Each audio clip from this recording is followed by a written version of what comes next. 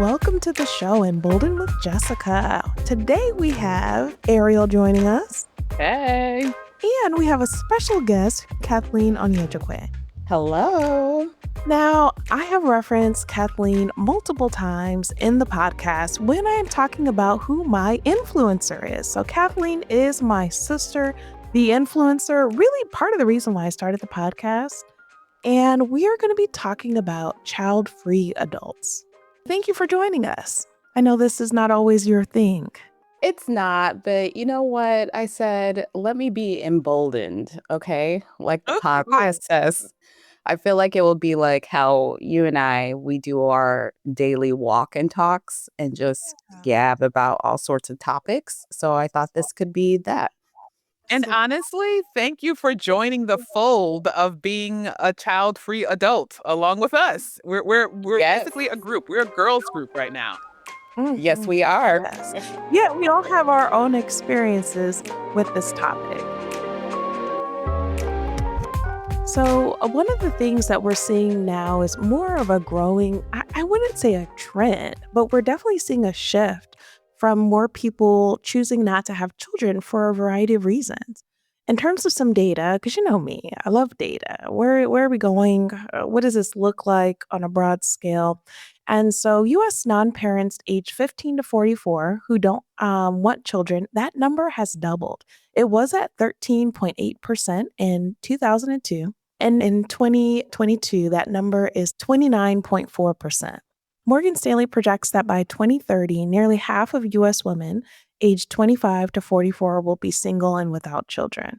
So this is a huge shift where we're seeing people that are choosing to be child-free, people who are, it could be that they are not delaying their careers, some of their aspirations, some of the things that they want to do. One of the things I hear quite frequently from young people is that they're concerned about the world that we are living in, and they feel like it would not be right for them to bring children into this world. So today we want to get into some of the choices, the flexibility, the beauty in being child-free, and we'll talk a little bit about what some of those challenges are in terms of societal's expectations about what women or femme-presenting people are supposed to be doing with their bodies. Okay, that's wild.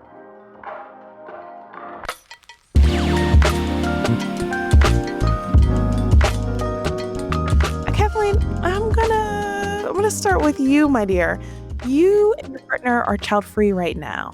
What does that mean for you in this season of your life? I mean, what does that look like day to day? It actually looks quite well. It's interesting. So we got married in 2019, and it's honestly not anything that we feel like we're missing having children at this stage in life. We definitely have nieces and nephews, and Jessica and I, we have a niece and two nephews, and we love that auntie tia life. So having kids still in our lives helps fill that void for me personally. And on a day-to-day, it's just really nice. We both work demanding jobs. So being able to have some time in the evening to unwind and just go about our lives, or on the weekends, we can decide what we want to do on a whim and don't have to make major plans to do it. And it just looks like we have that freedom. And we did have, so we live in the greater Los Angeles area, and my husband's sister and her family were living out here. Moved. Mm-hmm. And so we would be able to see them, see their kids. They have 3 kids, and spend time with them during the day, on the weekends and things like that. And then just be able to come back home. There were so many times where we would have a late evening, and we would maybe do a day at the beach, have a late evening doing certain things, and be able to just come home and think, could you imagine if we had to shower 3 little ones, read them stories, get them ready for bed, and we kind of just come home and put on a movie and can really wind down. And I think having children is a beautiful thing. And I think choosing to be child-free can also be a beautiful thing as well. So last night I watched our niece and our nephews, and my brother and his wife, they just kept thanking me, and it really wasn't a big of a deal because they're super fun to hang out with, and I'm always hanging out with them on a Friday night anyways. And yeah, it was like so fun. Like I got to have a great time. I got to act up. You saw that video of my performance I did last night.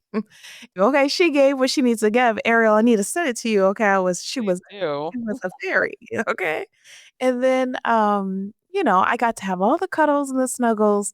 And then their parents came home all tired, from their date night and from their week.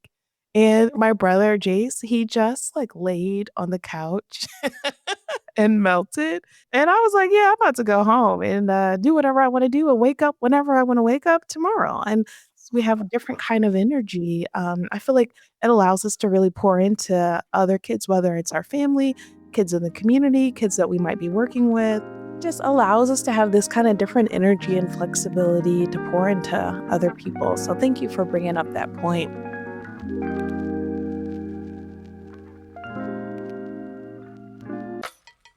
Do you see your decision to be child-free as permanent, or are you holding space for the possibility of parenting in the future? That's a great question. Like I just said, I do believe that there's beauty in both decisions. And at this time, I'm very content with this decision. I will be 39 next month. Oh, So, right? Snap, snap, snap. So that window to have kids logically is getting smaller and smaller. My doctor, she actually had her first child at 41 and her second at 43. And mhm. I know that that is becoming more common. But I did recently see that there are more women having children in their 40s than teen pregnancies right now. Correct. So that is very interesting. I do know that we have discussed the possibility of adopting sometime down the line. So that doesn't completely close the door. But for right now, we're both content in our decision and where we are. I think that that's important. So, as we're talking about child free adults, this understanding that this might be flexible for people, that in this season of life, there might be a desire to be child free.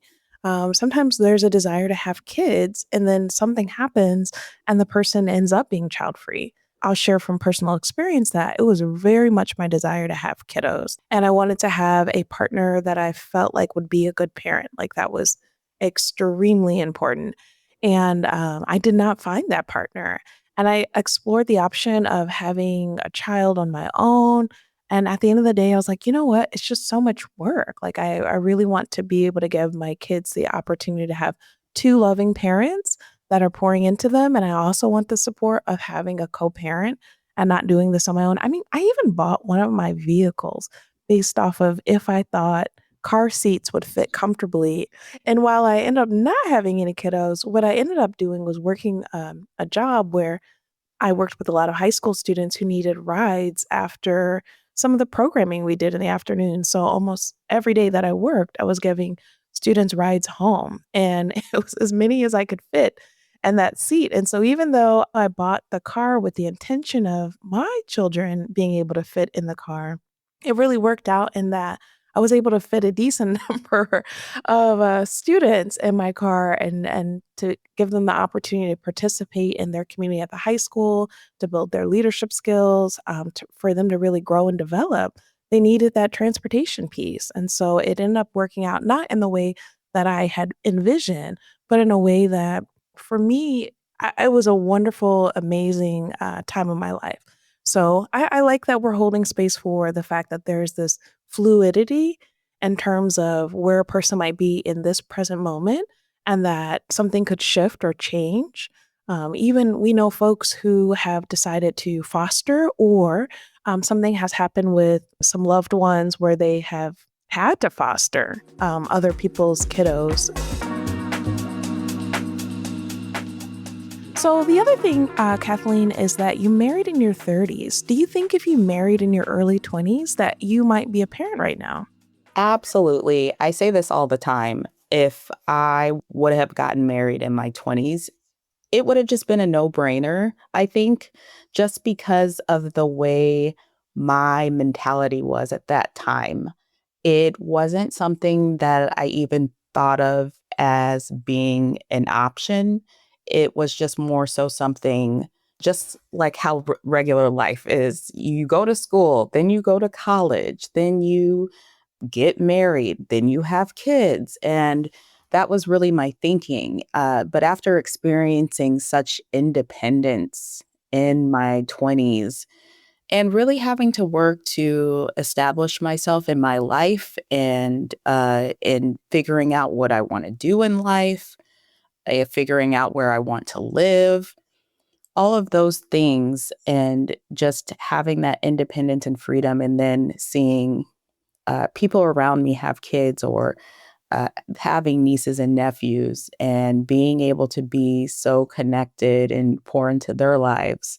So when our younger brother had kids, when he had his first, I had actually just moved back to our hometown from living out of state for grad school. So I was living with them for a year. And so I got to be around for that little one for the first 3 months of his life, and I honestly felt like a third parent in a lot of ways, and taking care of him and seeing him grow. And so being able to experience that, it was so nice to experience it as an aunt and be able to be present, but it wasn't something that I thought I definitely needed to experience firsthand on my own. Mhm. And I once heard a friend say she had several nephews, and she once said she couldn't imagine loving her own kids any more than she would love her nephews. Mhm. And I was like, that's such an interesting thing to say because I just always assume people have their kids and they love them the most. Like, of course, they would love them in a different way than they love their nieces and nephews. But then having that experience, I was like, I get what she means because these little ones feel like they're my kids. So, what would that difference be? So, like I said, in my 20s, for sure, I think that would have just been if I would have been willing and capable. I've never tried to get pregnant before. So, if my body would have been able to do that in my 20s, I think I would have just done that as the natural progression in life. But getting married at 32 and then literally, gosh, not even a full year later, we entered into a global pandemic Yeah. and just the state in which the world was in just was something that we kept prolonging. And then we're like, well, wait a minute, is this even something we want to do? It's interesting. I noticed you were using the language around a normal progression. And I think part of that is the way that we were raised in like an evangelical church. There's this societal expectation that you get married, then you have children. Mhm. And so, like, as soon as someone announces their engagement, people are, when are you getting married? When are you getting married? When are you going to have a baby? When are you going to have a baby? Mhm. As if these things just go hand in hand. Mhm. And I think at that time, there were less examples of people doing it their own ways. And even if we think about now, when a person chooses to be child free, there's a level of being vilified for that choice.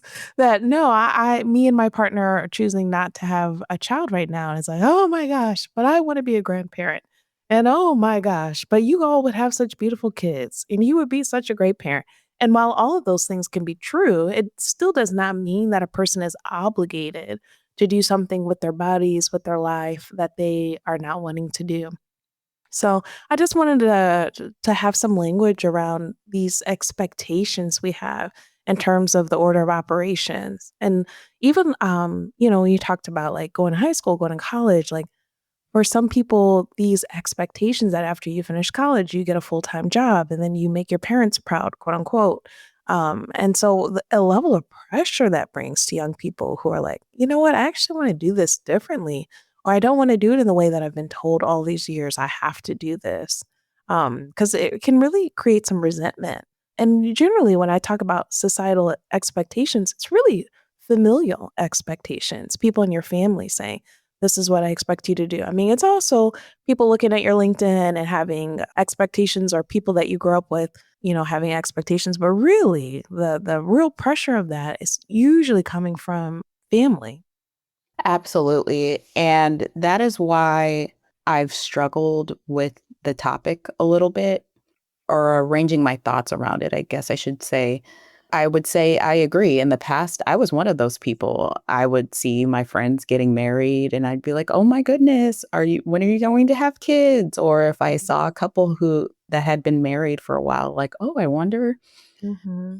when they're having kids," or things like that, which is why I appreciate so many people having the freedom to have discussions around this, and I believe people always have. I think I'm just now more exposed to the conversation just because of where at in life, and then also I think things like social media, podcasts, being on TikTok and hearing people share their stories. I'm on that side of TikTok, Hmm. child-free talk, where people are talking about that all the time, really gave me more of the freedom to speak on it myself. Hmm. And I did marry into a very traditional Nigerian family. And so having those expectations from my in-laws, I cannot really have a conversation with my mother-in-law without the topic coming up, just because of that traditional cultural mindset around this is literally what we're put on earth to do. Ooh, Oh, let's yeah. talk about it. Yes. Well, I believe that a lot of people, they will project that on women, that our goal, our whole purpose for existing is to create more children. And so if we're not doing that, we're somehow failing. There is that conversation. It is. It's tough, and I think I am still even having to, work through that myself. You and we've been joking about perimenopause and entering that, and it's like, "Whoa." Entering a stage where my body wouldn't even be able to do that Mm. is something to think about, but it's wild because I wasn't even planning on doing that. So There's still this level of grieving, even if you've decided, I don't want to give birth to a child, or I don't want to have a child. There's still a level of grieving that I think happens when the thing that they have said you were put on this earth to do, like since you were a little girl, they've given you these dolls to play with and they want you to practice being a parent. And you've had the expectation of parenting your younger siblings, which that's a whole other thing I want to get into. How sometimes when people have had to parent their younger siblings, they're parented out by the time that they're grown, and they're like, no, I don't want to have children. I already had four. I'm not about to have any more. So yeah, I think this is an important thing to kind of talk about because, ooh, the pressure is getting worse. Yeah, Ariel, I noticed your like what the societal kind of expectation that you're put on this earth to have children. Is that something that you maybe have not experienced as much? Yeah, I haven't. I think I've lucked out mainly with the parentals Mm. because it was never expected of me to procreate. So Oh, got lucky on that front. mm-hmm. And I think that by having that in house, Yeah. anything that's happening outside of house doesn't really matter because Oh, the good. foundation has been laid that we don't care if you have kids. And it honestly just makes me more sad because I know that my mom and my dad, when he was here, like they are the epitome of great grandparents. Like Yeah. if I was going to have a kid, that would be the main reason for them to be grandparents. But yeah, it was never instilled in me to like you got to keep the generations going. No. Mhm. So You if anybody else were to say that to me, it's just like, huh? So interesting. Yeah, I mean, that's just the point, that to have family who respects and celebrates the autonomy that an individual should have, that their child should have to create their life, that just makes a huge difference, and it insulates them from a lot of other societal harm, or what could be potentially harmful. Very true. And it also doesn't help either with the outside forces, at least with the millennial generation. We were instilled to like the worst thing you could do as a person is get pregnant as a teenager. Oh. So then that like carries on. And when am I okay to have a kid? So in my 40s, I still have that fear of being like 16 and pregnant, even though I'm Oh my so god. far from 16 and pregnant. But I can't take care of another person. I know. Now there is that where we millennials, we just don't really feel like we're grown adults. Yeah, we call it teen pregnancy at Yeah, any age. I think those posts are so hilarious because I sure would. If I saw that I was pregnant, I would Oh immediately my go gosh. world. I would immediately call you guys up, and I'd be whispering in a closet, Yeah. How did this happen? "What How do are I they gonna how do I tell my mom? That is so real. Oh my gosh. What psychological damage. It really is. It really is. And I know, and that's kind of been the thing with each stage, I would say, because I know for Jessica and I, our dad, it was when we were in high school Oh my gosh. or even in college, is like, you better not have a boyfriend. But then once we Yes. get to the age, and it's like, when are you gonna get married? And then it's like, In when? my 20s, I better not be kissing out any boys, any men. But listen, at 25, when are you gonna get married? Where are my grandchildren? Oh, so I went from not being able to kiss on any boys until 6 months ago, and now all of a sudden, where are your grandchildren? Make it make sense. Yeah, and I think for him, there are times when my our dad was a single father, and the worst thing in the world to him would have been if one of us girls would have gotten pregnant on his watch. Mhm. Oh my gosh. So that fear for sure was instilled that you absolutely better not be doing really any type of living. Yeah. It's gonna reflect on me. I think as all three of us being Black women, this looks a little bit different. This talk about being child free as adults. So, historically, Black women in the US have been expected to be caregivers, not just within our families, but to the nation itself. So, it reminds me of Drew Barrymore telling Kamala Harris as she was running for president that the world needs her to be Mama love. like a mother. Yeah, it's like, girl. We need the mama love. That's what she said. That is exactly what she said. And so, how do these legacies shape the pressure Black women feel around motherhood? Even when we're little girls, we're expected to be taking care of everyone. And in a workplace, taking care of everyone, that everyone should be getting underneath the Black woman. I mean, a lot of white women have said that they were taught and they've taught their kids that if you're in danger, look for a Black woman because she's gonna save and protect you. Not if you see a Black woman struggling, you better speak up and Mm. and make sure nothing bad is happening to her. But as soon as you need her, then look for a Black woman and she's gonna come in and rescue and save you. Yeah, I think it's been exactly that.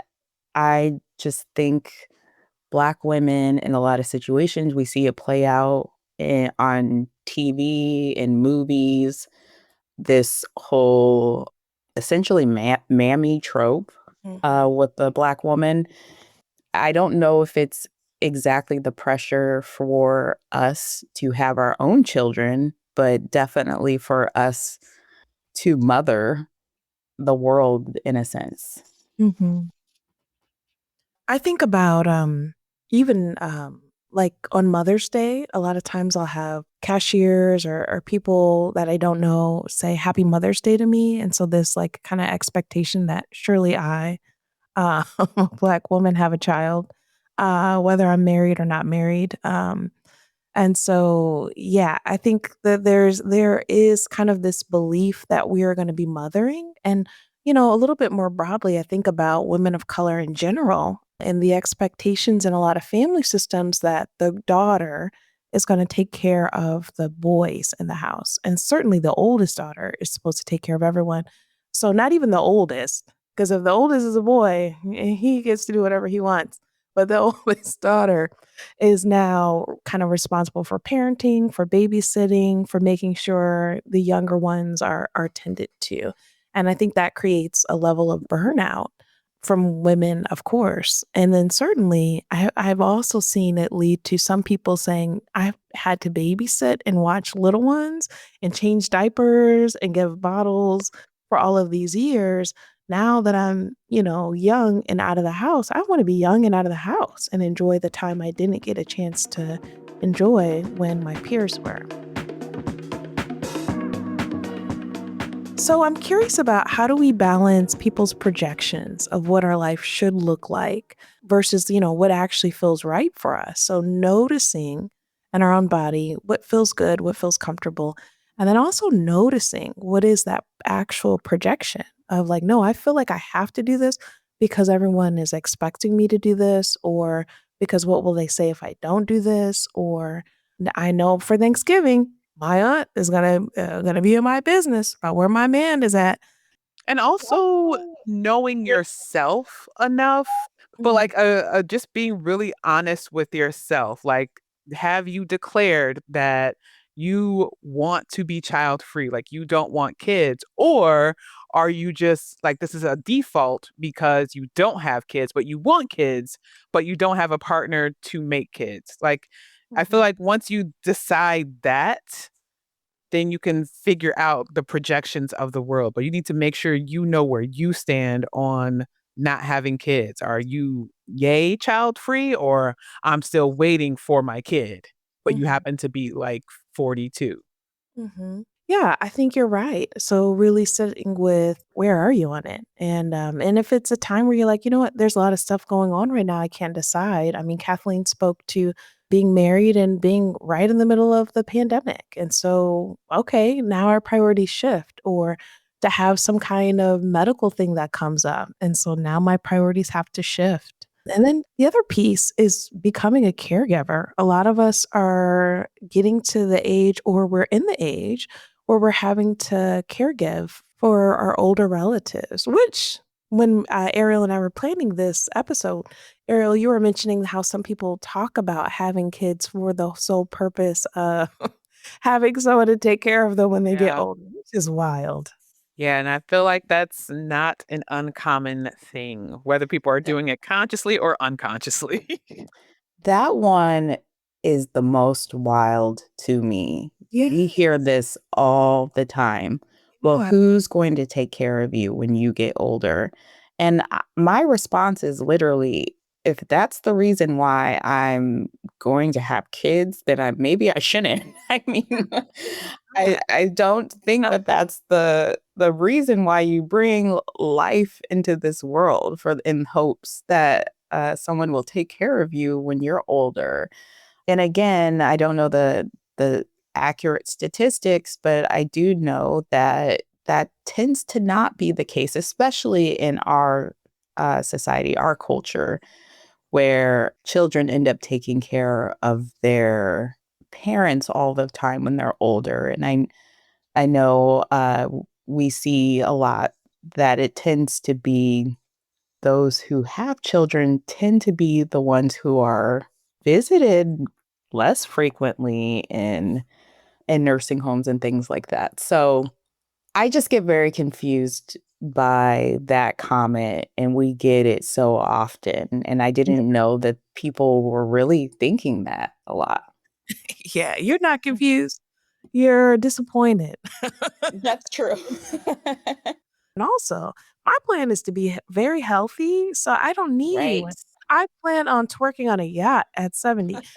I have no intentions of, being, like, wilting away and not being in good health to, like, do some of the things I wanna do. Obviously, I recognize, there are many things that are outside of certain people's control, and so if I were to need some, care in the future, that's one of the reasons why I am saving my coins, so I can hire someone who has decided that that's what they wanna do as a profession. I wouldn't expect any person to give up their life.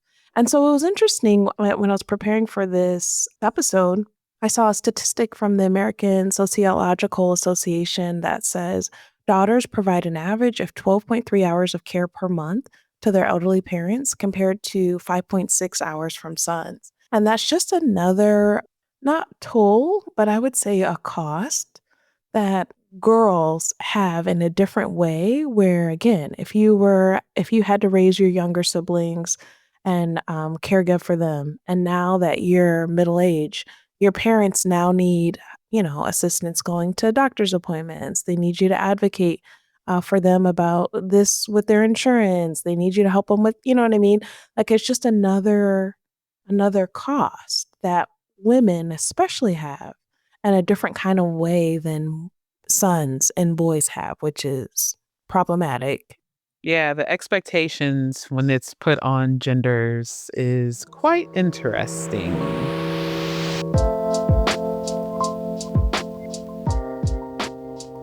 I want to know a little bit more about how being child free has opened up opportunities for you in terms of personal growth, in terms of maybe travel or career. I would say definitely taking time to even reparent myself or work on some things that I have had to deal with. But, some of that inner child work in general, Hmm. and doing some of that work to make sure I'm moving through life in a way that is the most healthy for me and my loved ones and everyone around me. Also, explore what this can look like in terms of really the beauty and the richness in being child free. Has being child free led to more opportunities for you in terms of just affording you the freedom to do what you really want to do? Yes, I definitely do. One level is just the freedom to and experience things in life that it maybe I don't know if I would have if I had kids. So one of the things is I mentioned earlier, we just moved to Southern California. I don't know if that's a decision we would have made if we had kids at that time. Just being so far away from family. Also, it is quite expensive living out here. And so it Yeah. looks a little bit differently in terms of having a house and living in certain school districts and things like that. Another thing, like we talked about earlier on in this episode, but being able to pour into other kids has been huge. So our niece and nephews, you said you were just talking about babysitting them, and I try to talk to them almost daily, Yes. whether that is on a FaceTime call or sending them text messages. And we talk pretty regularly. And so just hearing regular updates on them daily, just how they're doing at school. So having that time and freedom to be able to be such a big part of their lives, I think has been great. And I don't think I would have the capacity to do that if I had my own children. Well, and I'm just gonna tell you, Kathleen, you're always up to something. Okay. You always have a new hobby, hanging out with these people over here. It looks like they're filming downtown over here. I'm gonna stroll over and I'm gonna do yoga at the beach for a little bit. And then I think I'm gonna learn how to roller skate. I mean, I just feel like you always have these fun side quests. And one of the things that I appreciate about your fun side quests are you take us along for the journey. So you'll let us know, like, ooh, I just had this amazing facial treatment at this one place, and you all need to look into it. So, I mean, it's giving rich auntie. It's giving, she does whatever she wants, whenever she wants. Yeah, what was it? The other day, I had realized that we're pretty close to Yes. somewhere with beautiful redwoods. And I Mhm. was like, wow, I didn't realize we're only 3.5 hours away. And so I told Chin, and he was like, oh, okay, yeah, you want to go this weekend? And I was like, I guess we could go this weekend. So it's just like that freedom is quite nice. It really is. I love it for you. I mean, I think about a couple months ago, you were in Mexico, in that. I just had to send the picture to Ariel. Remember, she was in that. What was that called? At Oh, the the cabana. cabana. And then she gets home and then you went to Las Vegas to go see Beyonce. I'm just like, who is she? Like, she does what she wants to do when she wants to do it, and I think that that's one of the perks of being child free. Not that you can't do these things as parents, because actually you hung out with a group of parents and Exactly. Yeah. and so it's not that you can't do these things, but it's just that you can do them in an easier way. I know that for me, in terms of opportunities, there's just a lot of things I can think through. The amount of time that I have spent on work in the past, there's no way I would have been able to do. And again, I'm not negating that there are parents who work multiple jobs who do astounding, incredible things, but I can do it without feeling a guilt or a pressure of how do I make up this time to my kiddos. I just can pour into whether that's a nonprofit, whether those are students that are doing things, whether it's community events. I like having that flexibility, and for me, since I did grieve not having kids in the time frame that I wanted to have kids, and then I reached an age where I was like, yeah, this is no longer, because I'm so used to my own space, my own freedom, my own flexibility. I'm no longer able to be adaptable enough to have kids. And I'm laughing because I'm thinking about all of the videos of men and women talking about how, like, women who have been single a long time, they really are not putting up with anything because we're so used to not needing to. So yeah, I'm just kind of definitely at that space, but for me, I feel like it allows me to have a lot of energy and then also coins, okay?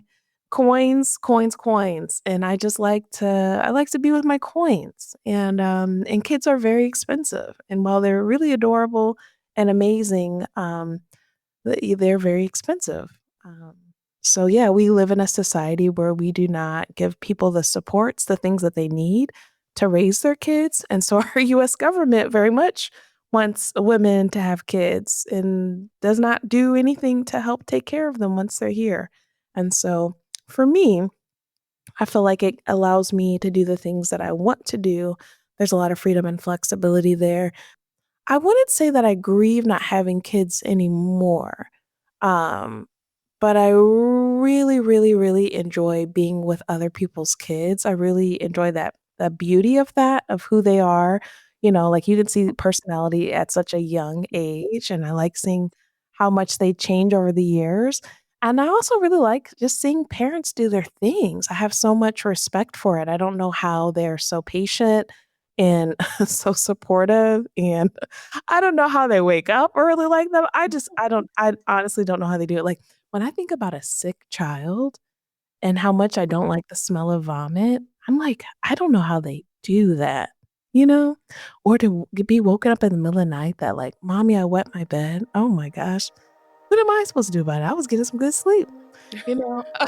Like, you do it because you have to, I would imagine, like, just as a parent, like, those things are just, like, par for the course. Oh, You for do it sure. because you have to, but with our free will, we have chosen not to. Yes, in this season. Mhm. Jessica, where do you stand on when you are going and back into the dating world? What's Mhm. your stance on dating a person who has kids? Ooh, I don't know if I'm gonna go back into the dating world. They're not doing it for me, girl. That just does not seem very appealing right now. But should I decide to go back into the dating world at some point, um, if my partner has kids, well, first of all, I'm at the age where most of those kids are grown. I mean, I most. mean, sometimes I swear, like friends of mine who are ranging from the ages of like, let's say 29 to 47, the children range just as much. Like they could have kids going into college slash a 5-year-old. So Mm. you don't Well, know. there was that one man. Remember our mutual friend tried to set me up with one of her friends, and well, first of all, he had only told our mutual friend that he had an older child that was in college. Oh yeah, that. Yeah, and then it came out he had, like, a two-year-old, and I was like, "Ooh, a two-year-old, I can't do that."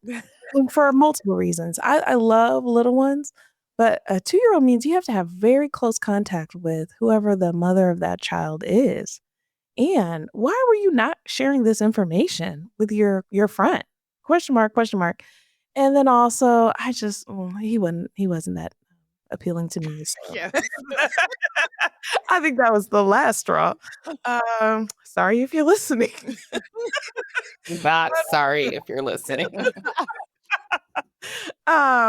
But I don't know. I guess it depends. If it was a really incredible person, and my thing is this, you have to be a very good parent. Yeah. I I don't play about that. I know what it's like to not have strong supportive parents, and I've seen what that looks like for so many people. I mean, they're coming to me in counseling because of not having supportive, loving parents. And a person can post pictures and make it seem like they're very involved, but if you're a very involved, supportive parent, then maybe I would explore that. I guess it just depends. But right now, dating just does not feel fun. Yeah, I don't know. Yeah. And Kathleen, I feel like late 30s, early 40s, you just feel like things are kind of solidifying in place, which is a scary thing for a millennial because nothing is ever solid. What do you do with pregnancy scares? You're not in the clear until you're like 52. Honestly, at this big age and not having any kids, I could understand there are people who've already had like a few kids. And so that would be something very scary to happen, especially if their kids are at an older age and they're like, I've already done this. I don't want to have to start over. But I don't think it would be a scary thing. Okay, actually I would. Like Jessica said earlier, I would probably be in my closet somewhere whispering like Oh, like, what happened? like what has happened to me? Okay. But I would also just like I think I would be okay with it and just be like, okay, I guess this is something that I was meant to do. But having a supportive partner that I know would be a wonderful father, I don't think it would scare me on certain levels that Yeah. maybe would have if, if I wasn't in a marriage and things like that. So Mhm. I think I'd be okay with it, but also I know I'd be moving to Georgia. I know I would be packing all my stuff up. Wow. Yeah. I'm like, we are moving Yeah. over here next to family because I need my village. Yeah. So, And that speaks to your husband because your husband would be like, absolutely, like go pick up exactly. the boxes. Like he would absolutely be supportive of whatever it was that you needed. And, unfortunately, a lot of people can't say that. Yeah. Mhm. Mhm. Also, I just want to add because you guys have both touched on this, and this is a quality that has, I guess, it's been on my list of pros. A good dad is so Yeah. attractive. It Oh is. my gosh. Yeah, it is. When you know that they are like ride or die for their kids, the love, the support is there. It's such a beautiful thing. So Mhm. it will be hard to look away dating and stuff. And to respect the mother of their child, whether they're together or not, that level of respect. And yeah, there are some guys that are really, really good about that, so yeah, that is definitely a plus. Now, Ariel, well, I'm curious for you, since you mentioned the dating piece, Mhm. what if the person adopted a baby? And let's say this baby is 9 months, they adopted them on their own. And yeah, they're fine. They're fine than a mug. Mhm. Mhm. Ooh, They got clearance to adopt a baby, a non-ortho baby. He Oh. says they got clearance. They got vetted. They already got vetted. I mean, it's one of those things. It's as a person who has dated somebody with kids, I always took the stance of I am not their stepmom. I am not anything in the mom field. You can, Mhm. yes, trust me with your kids. I can make sure they won't die, but they better not get mom feelings towards me. And Yeah. I would probably approach that the same way. Like that's your kid. I will definitely watch that kid. I will be there with that kid, but that kid will know me as Ariel, Yeah. not mom, not anything like that. For And that. that kid is yours. Mhm. You will be taking care of that kid, and I will be like a second lieutenant, maybe if love is there. But yeah, that's your kid. You said lieutenant militarized. That's Well, yeah, your kid. I would think about, the person you dated that had kiddos. I mean, you're still so supportive to their kiddos now. Yeah, and I feel like if you have maybe asked me this like a year ago, I would definitely be like, no, I can't date another person with kids because you get attached to those Oh, for sure. kids. Yeah. And that sucks when you break up and it's just like, okay, what do I do now? Do I still Mhm.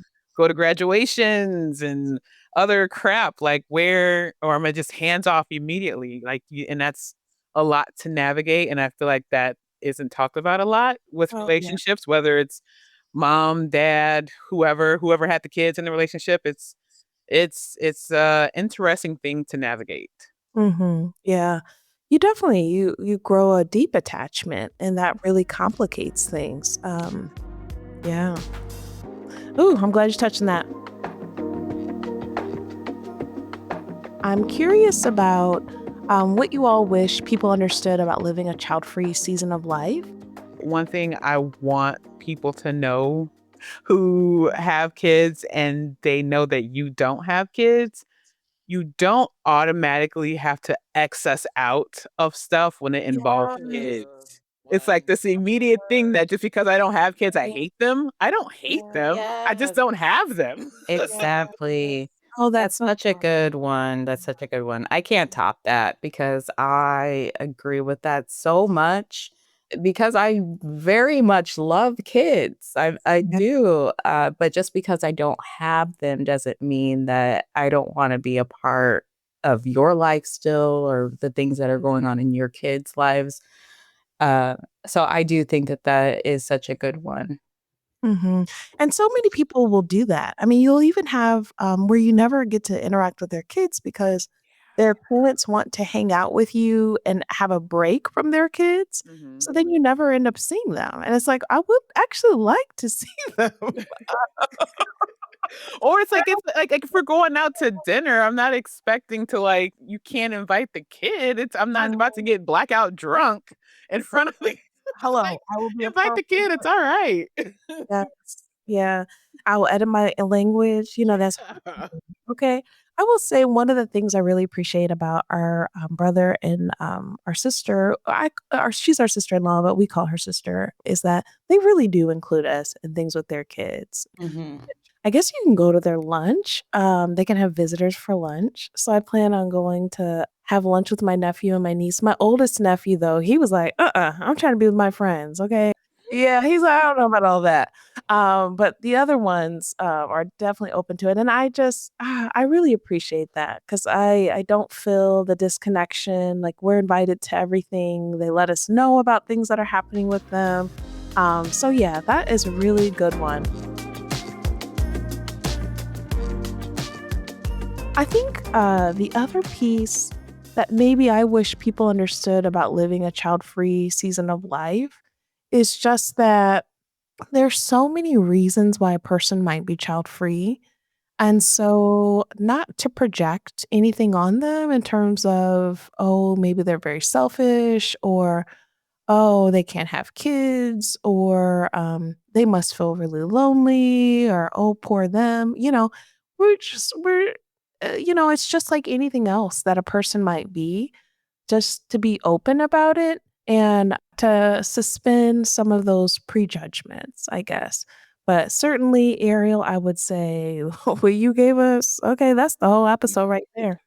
We Mhm. don't hate kids, but I will say, I mean, I do like being your break friend. That's cool too. I need a break friend, but yeah, did I meet them? I had a friend, I think I didn't meet her child until maybe that child was like 12 or something. I'm like, I wanted to, but they were always like, no, no. I was always like, why don't you invite them? Or why don't we do this? Or we could go to the park or like, like trying to Mhm. find some child activities that we could do together. Like, no, when I hang out with you, I want to a break from this child. And it's like, yeah, I get that, but dang, can I meet him? Can I meet them before they go into college, please? Right.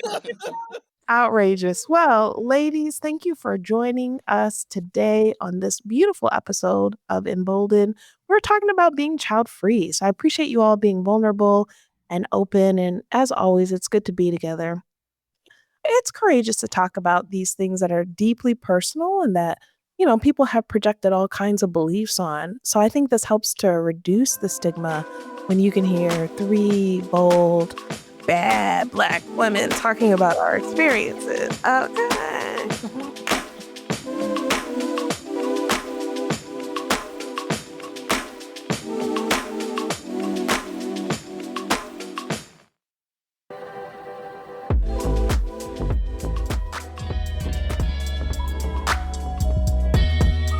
Thank you for listening and being a part of the Embolden with Jessica community. Know someone who'd love this episode? Share it with them. It's one of the best ways to help us grow. If you haven't already, take a moment to rate and review Embolden with Jessica on your favorite podcast platform. Your reviews help others discover the show and feel at home here. Have questions or ideas for future episodes? We'd love to hear from you. Connect with us on Instagram, TikTok, Facebook, or YouTube at Embolden with Jessica. Until next time.